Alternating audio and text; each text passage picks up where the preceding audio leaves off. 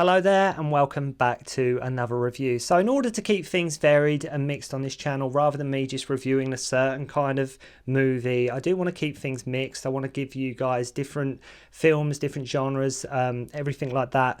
I thought I'd do some of my favourite cult movies or movies that I loved as a kid and still love now, or sort of movies that just sort of had special sentimentality for me, to, you know, the films that for me, like, that I love personally. Today we're going to be looking at the amazing Return to Oz, which is a film that I've always loved. I still do. I think it's an amazing film. I think it's almost perfect. It's that, you know, it is that good. It's a wonderful movie, made back in 1985 and directed by Walter Murch, I think is how you pronounce his name.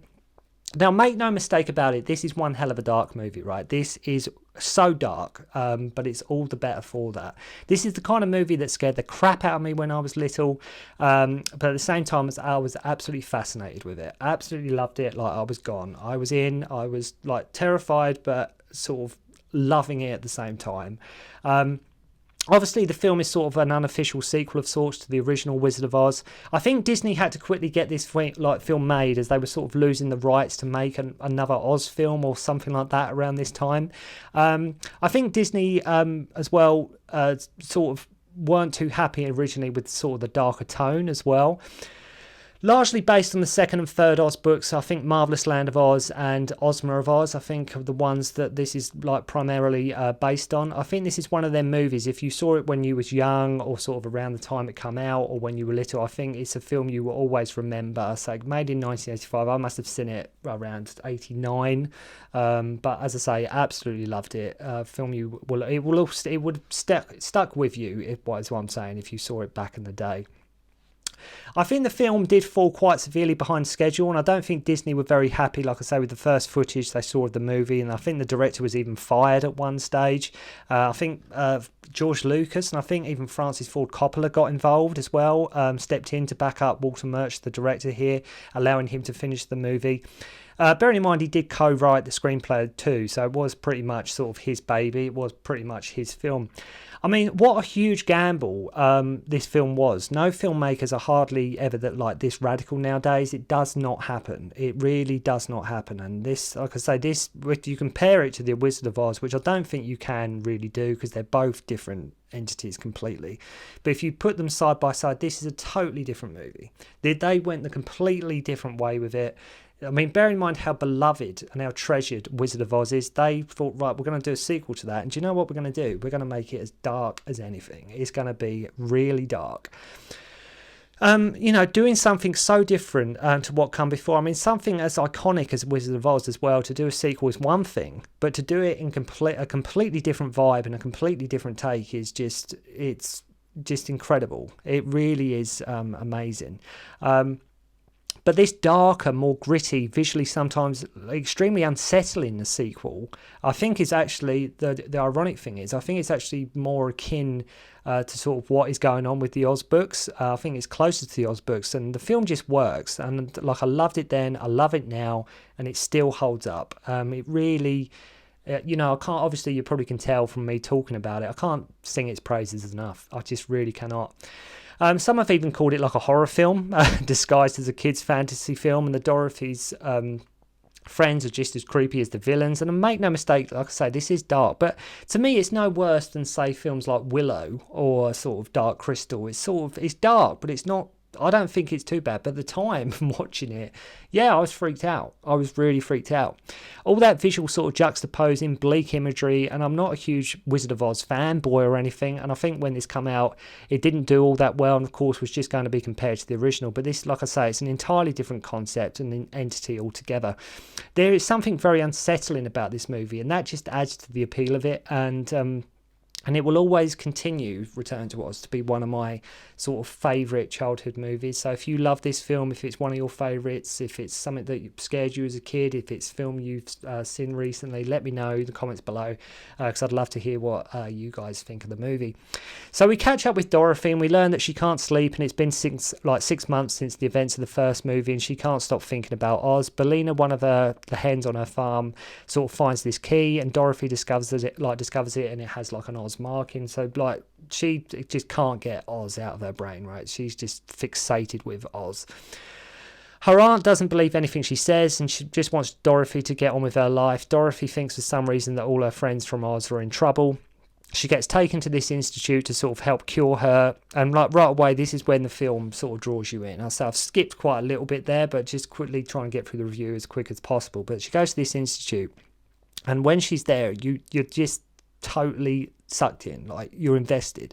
And what Murch does amazing well is he takes us properly on this journey with Dorothy, and played wonderfully by Fairuza Balk.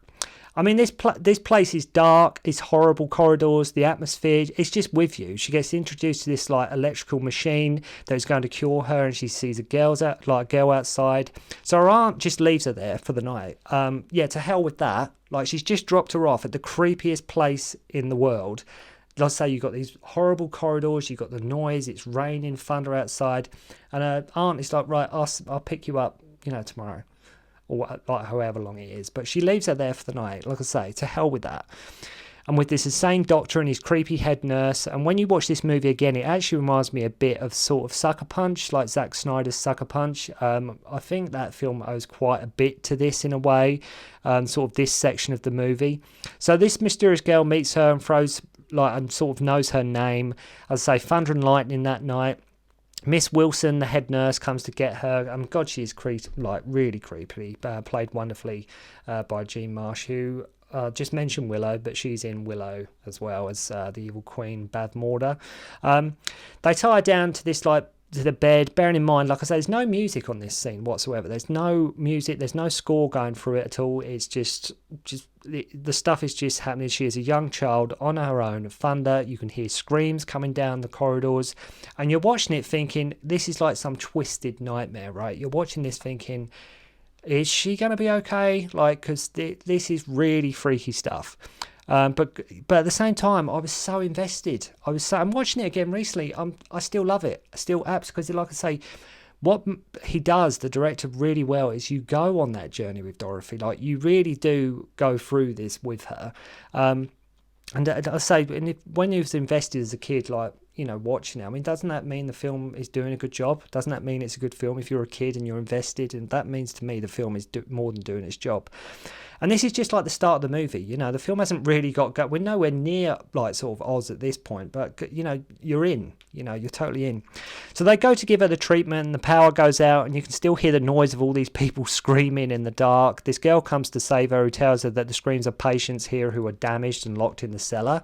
Let's get the hell out of here. Let's go. So they both make a break for it. Not sure why she helps Dorothy and hasn't decided to help other patients too, but that's sort of explained sort of later on when we find out who she really is. So she runs away with Dorothy. They both fall in this rapid flowing river whilst being pursued by Nurse Wilson. It really is well directed scene, which I think was shot on a soundstage, I believe. It doesn't look like it is. I don't think it does anyway, but I think it was actually shot on a soundstage. Dorothy gets in this sort of crate, and when she wakes up, Bellina the hen is there, who can now talk. So she sort of passes out on this crate thing she finds in the river. She wakes up. Obviously, we wake up in Oz. So I will say the chicken animation and real chickens they use are all done so well. There's sort of no CGI. It all looks good, and above all, it looks real and believable. If they'd done this now, the chicken would be Bellina would be completely CGI, completely computer animated. And that's another thing with this movie. The special effects are really, really, really good. They land in the deadly desert, and Dorothy wants to find the Scarecrow, who is the King of Oz. First thing she does is get something to eat from a lunch pail tree. All the while, we have these creepy, shifty-looking faces that are appearing on rocks, sort of spying on her. I mean, that imagery alone sticks with me even now, right? Just the faces on the rocks. This is one of them films that sort of, when I was around 9 or 10, I remember thinking, what's that film with the faces on the rocks and sort of spying on this girl? And then suddenly I thought, it's Return to Oz, and I obviously watched it again like I said, when I was about 10 or 11, and it's just always stuck with me. I say the imagery in this really does, it'll be with you for a long time. And so one of them reports to someone who we don't see with this deep, dark, menacing voice, informing him she has a chicken with her, and his voice is like, a chicken? Like, he freaks out as soon as he hears that Dorothy has a chicken with her. So Dorothy finds her old house, the yellow brick road is all smashed, and everyone in the Emerald City has been turned to stone with some of their heads missing as well. I mean, it's okay. It's like, okay, let's have everybody in the Emerald City turned to stone. But no, actually what we do is they'll be turned to stone and some will be decapitated as well. They go one step further. So she finds Tin Man and Lion all as stone. Then the Wheelers turn up, which is honestly the stuff of nightmares. It really is. Like, really, but really cool design, look great, but again just so nightmarish and in the appearance. She uses this key to go through a wall when they have like her trapped, and they tell her that the Gnome King doesn't allow chickens in Oz. And this is where she finds Tick-Tock of the Royal Army of Oz and winds up his thinking, then his speech, and he is there as like sort of Scarecrow told him to wait for Dorothy. And you just have to love Tick-Tock. Tick-Tock is lovable right from the get-go, and I love when he says like, make sure my think works are extra tight and I will formulate a plan. And I just love this guy. So he goes to deal with the Wheelers, which involves sort of smacking the crap out of them. We learn that the Gnome King conquered the Emerald City and that only Princess Mombi knows where the Scarecrow is, so they sort of set off to find Mombi. Once inside, she is like, come with me and your friends can stay here.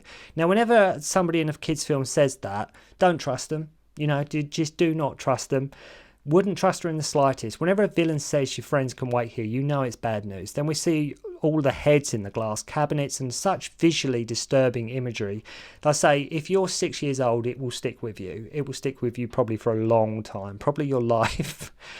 Such is the nightmarish images we see here. Like I mentioned, it's actually amazing how many of the effects actually hold up as well. She tells Dorothy that the Gnome King took the Scarecrow and all the emeralds to his mountain, and then of course there's the small thing that she actually wants to take Dorothy's head to add to her collection as well. Just that little small thing she forgot to leave out. Tick-Tock, his action runs down and Dorothy gets trapped in the tower as Mombi wants her to get older before sort of taking her head. Then we meet Jack Pumpkinhead, who was always my favourite character. Jack was always my favourite character when I watched this, still is. Tick-Tock comes close, but I think Jack Pumpkinhead just sort of steals it.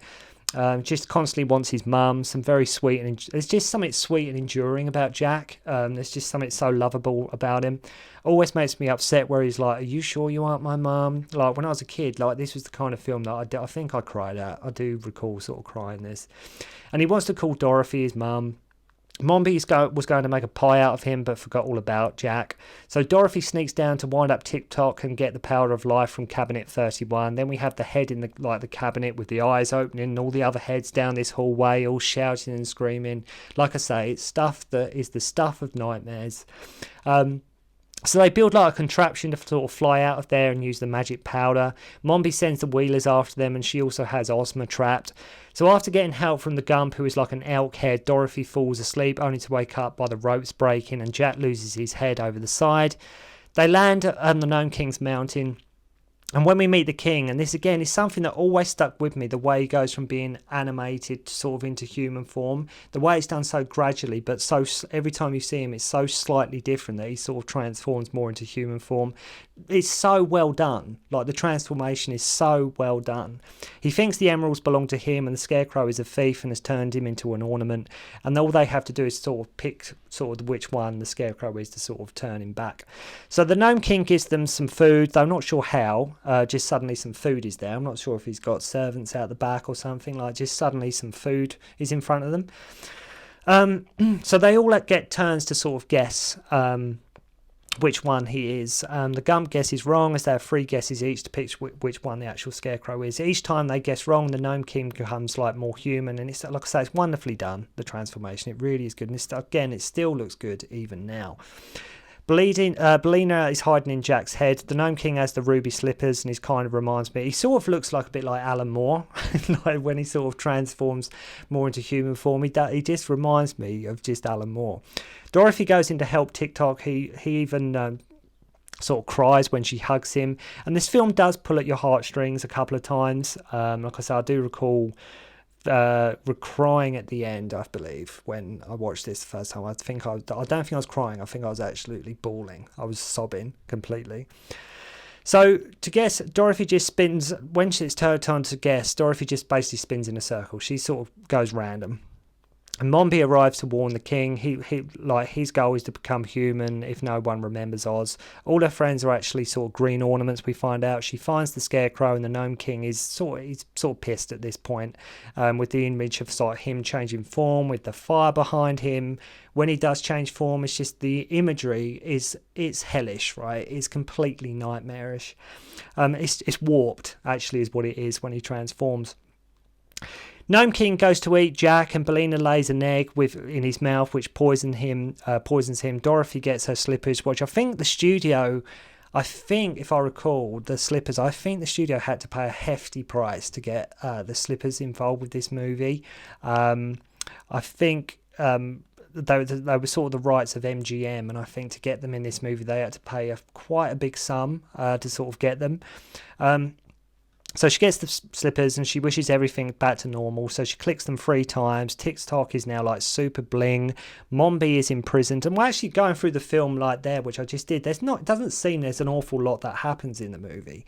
But there's so much charm with the film. And like I say, with the nightmarish sort of warped imagery and like visuals you do get in this film, with the effects and, like I say, the characters she encounters and everything like that, it just adds up into not just a great sequel but just a fantastic film in its own right. So TikTok at this point is now super bling. I say, God, I cried at the end watching this when I was little. After they want Dorothy to sort of be queen, and she has to go home, and she doesn't want to leave, and it's just upsetting stuff. But it's, you know, it does pull at your heartstrings quite a bit, I should say.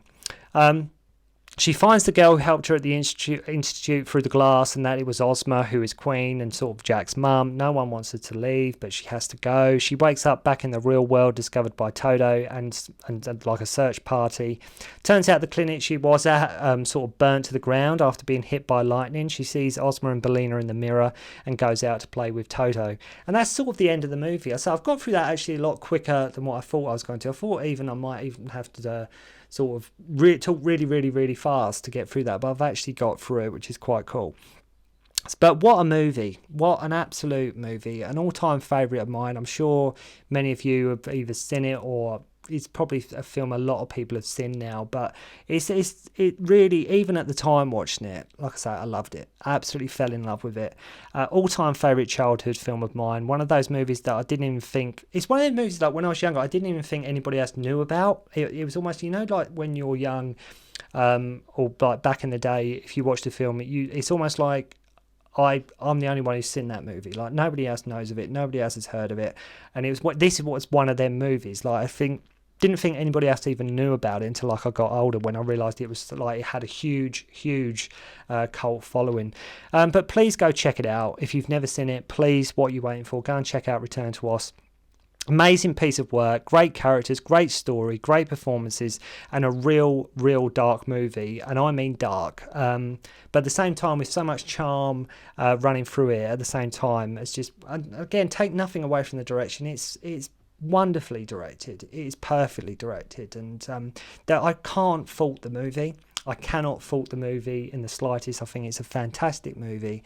I've said enough about it now. If you want a great kids movie from the 80s, please make sure to go and check out Return to Oz. So thank you very much indeed for watching. Hope you enjoyed the review, and I'll see you again soon.